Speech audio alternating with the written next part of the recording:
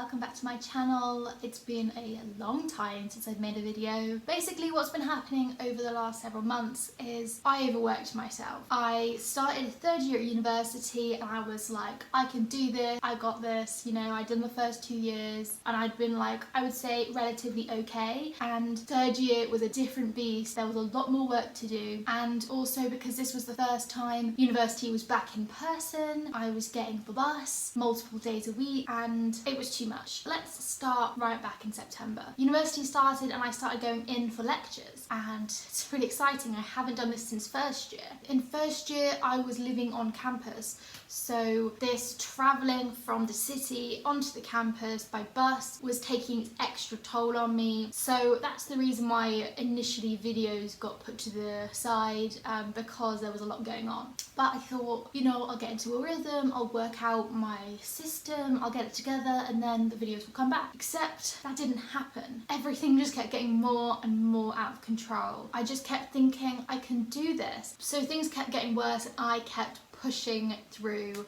which, if you know anything about a spoonie condition, is not what you're supposed to do, and I know that, but I just kept telling myself that I can do this, and if I just get to Christmas I can have a rest and then it will be fine. I just need to keep working through this until I get to Christmas. Well, I started saying that to myself, I would say around mid-October, and so I had a long time to go until the Christmas holiday and I just kept going. If you're a student, if you're a university student, ask for help before it gets this bad. I know to do that and I didn't, because I thought I could handle it and I learnt my lesson. So by November I was struggling. I was missing things, I was behind in certain lectures and I could not see any way to keep up or to catch up, and things were getting worse. Some symptoms started to really snowball. My depression really took the opportunity of me not looking after myself to go insane. I wasn't doing basic things you have to do to look after yourself. I wasn't eating enough, I wasn't taking my medication, I wasn't getting dressed, I wasn't brushing my teeth enough. I was just all of the things you have to do as a human to look after yourself. I just wasn't doing. I couldn't do it. Physically I couldn't do it, and emotionally I couldn't do it. It was a mess, I tell you. So things were really bad, so I went home to my parents' house so they could look after me, and I thought, this is the fix, right? Reduce the amount of things I have to do, get looked after, rest, and I'll feel better. That's how I fix things.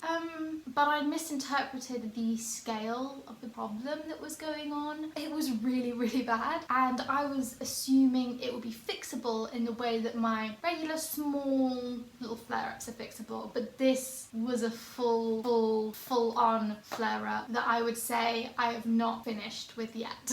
So I went home for a week and thought that would be great, and then I came back to my house and I cried all night and had my mum pick me up in the morning. So that's how well that went. So then when I went back home to my parents' house, the thought was, well, I'll just stay here till after Christmas, I'll have loads of rest, and then I'll come back to the house after Christmas feeling great, perfect. Well, no, because if you know anything about universities, they put all the deadlines in January, early January, which means you don't really get a Christmas holiday. I took 3 days off in the Christmas holiday because I had so much work to do. I had so many essays that were very long, very complicated, because it's third year. I took 3 days off. I was in a crash. I needed a month. I took 3 days.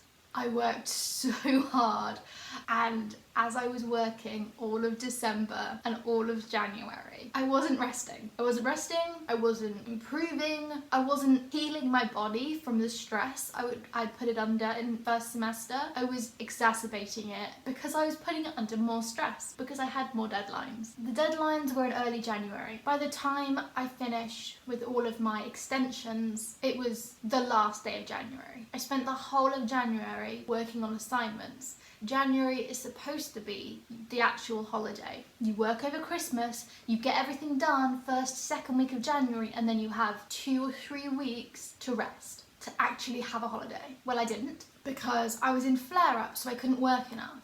And then because I was working so much for my body, flare-up got worse and worse and worse, and it was kind of agony.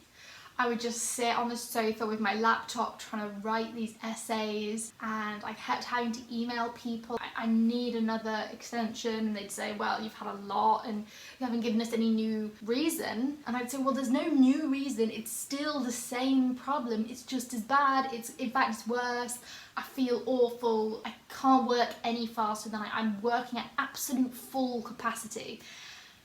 Please give me another extension. And they did. And thank God that they did, because otherwise I just couldn't have done it. And that would be university over, really. Always ask for what you need, and you might have to battle for it, because they don't always love to give out help. There's people that are on your side, and you need to use them to fight with the people who aren't. And there's some truly lovely people at my university who were so helpful to me and so great at really helping me out with what to say and how to get extension on extension on extension and what to do going forward. So much help that I couldn't have done without. So if you feel like that, if you feel like you're drowning and there's just no way you can do it, email people and ask for help, and ask them what kind of help they can give you and where to go for help and how much help, and more help please. And if you email someone and they're rubbish, email some more people, because there will be someone who cares, and you just gotta find them. So I get extension after extension after extension, and I'm killing myself, and I would sit there with my laptop on the sofa working, and my mum would sit in the same room because I was so horribly emotionally upset that she couldn't leave because I would just cry. And even when she was there I would cry, so she had to sit in the same room just to like comfort me when I cry, you know, and she'd like pat my head and, you know, tell me it would be alright, and then I'd carry on because we had no choice. And is that the right way to deal with a spoonie condition? No, what I should have done is rest. But when you are dealing with an external authority like a university, there's only so much they'll give you, and they gave me as much as they possibly could. They gave me a lot. It wasn't enough, but that's because my body was just absolutely done. I couldn't feel my legs most of the time, except for pain. Like I couldn't feel them, but they really hurt, which I know doesn't make sense, but it's how it felt. I was walking so incredibly slow. I was walking with my stick in the house, which I don't normally do. A stick and sometimes also a person to lean on. Something I have not shared on the internet before is, in the past, when I was really bad, my mum helped me wash my hair. And guess what happened during this time? We went right back to 17-year-old me in the worst state of my life, and I needed help washing my hair, so my mum washed my hair. That's how bad it was. It was bad. And there was nothing to do because I just had to keep going. And they kept asking me, do you want to just defer this year? Do you want to just like take this year off? Do it next year, you can do that. And that's obviously always an option if you need more time and you need a rest. And I was so conflicted. Everything in my body was screaming, take it. I cannot do this. Take it. Let me sleep for a year and then come back to it. But I'd already completed almost all of this semester, and I've already done almost all of the work. You can't carry it over. You can't carry your marks over. You have to redo it, which would have meant that I would have had some time off, I would have felt better, and then I would have come back in September, started again, and the workload would have been the same. So I didn't think that would help, because I didn't want to have to do it again. I didn't want to redo it. I wanted to be finished. So that's, if your question is why didn't you just defer, that's why. Because it was so bad, I knew that it would take quite a while for me to get back to a good place. And I also knew that because of how long my assignments had taken, I had eaten into the rest time, the holiday time that I'm supposed to get. So there wasn't any. I had to finish my assignments and then immediately start university again. So I knew that that was not going to go well. So what did I do? The situation, what we've come up with me working with my director of studies is that the dissertation has been postponed. Over the next semester, I will be working on the 3 units, which is less than last semester where I had 4 units plus the beginnings of dissertation. This semester is supposed to be 3 units and essentially 2 units worth of work on dissertation, but I'm only going to be doing the 3 units, which should give me enough breathing room and resting room to start feeling better, to manage the workload better. And the dissertation I will work on after the assignments for the units. So after all that's done, I will then work on my dissertation rather than doing them at the same time. So my dissertation will be done over the summer or over next academic year, depending on loads of factors with my health and where I'm at and how long it takes me and blah blah blah blah blah. So that is the situation. That is the plan for going forward. It is now very early semester 2 and the workload is definitely less. I can already tell that 3 units is much easier to manage and I'm starting to feel a bit better. As you can see, I am in my house in Bath and not in my parents' house, and I've gotten dressed, things like that are big markers of I'm feeling better. I've been, over the last couple of weeks, I've been like trying to get myself back into content making. I've done some making Instagram reels and this is my first foray into a video, but I wouldn't say I'm not still in a flare-up. I certainly do still have a lot of extra symptoms than I do at my baseline kind of health level. I have more pain, I have more exhaustion, all of my symptoms are just like heightened a little bit. But the depression is significantly better. My depression medication has been upped significantly and it is working. I feel much more able to handle things. One thing that is not better is my anxiety levels. My anxiety levels throughout this whole thing have been shocking. My anxiety since I started getting overwhelmed with the workload have been really bad. I started to get really anxious about all the stuff I had to do and it just got worse and worse and worse. And you would think that once the stuff had been finished, the anxiety would go away with it. Well, in my mind, I kind of imagine anxiety as like a being of itself. You know how in like evolution, beings, their main goal is to like reproduce and keep themselves going. That's how I imagine anxiety. Anxiety's whole purpose, its whole focus in life is to keep itself going, which is why it's really hard to get rid of and to reduce and to, fight.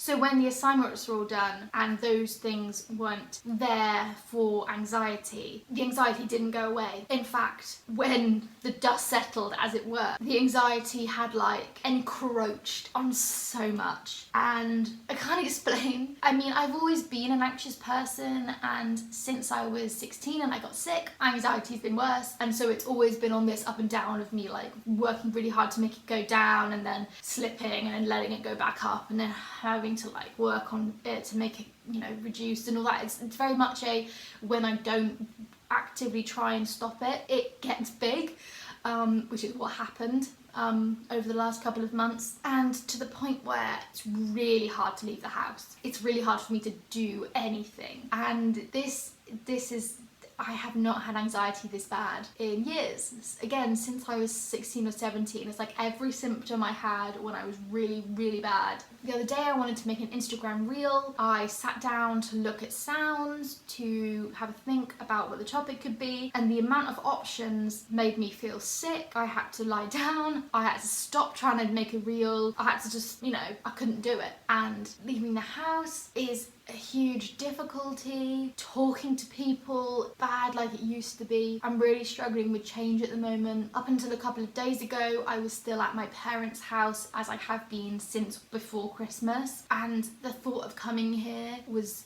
just awful. And that doesn't make sense. I'm very comfortable here. This place is familiar. This place, my friends live here. I love it here. But the thought of coming here made me feel sick. I so desperately didn't want to come. And I'm glad I did, because my anxiety is mean to me and it's nice here and I like it. But it's really bad, and I'm wondering whether I'm like getting little twinges of agoraphobia because the outside. No, absolutely not. So That's kind of what's been going on with me for the last several months. In the future, I'm going to be working on my university, keeping it in control, not letting it get out of hand, asking for help sooner and when I need it, not pushing through, not thinking I can just do it, because I can't. And I knew that already, but I just, you know, sometimes you just need a reminder, and your chronic illness is right there, happy to remind you. Happy to remind you, you can't do that. Or not that you can't do that, but you can't do it in that way. You can't do it in that way. You need to slow down. That's what it says to me anyway. So there you go. That is what has happened over the last couple of months. It's been very different for me because I've been on such like an evenish keel for years, and all of a sudden everything exploded, which happens, and you know, it would be silly to expect these things not to happen, but it doesn't half throw a spanner in the works. I will also be trying to do Instagram and YouTube content, but they are the first things to go when I don't feel very well, because obviously university and looking after myself have to come above it. That's just a given. So I'm gonna hopefully be able to get to a point where I can be consistent again, but we'll see. Leave me a comment and let me know if you've had a similar experience with a flare-up just absolutely decimating everything. Thank you for watching. I hope you enjoy the bloopers. I'm sure there will be some. It's back 2.0.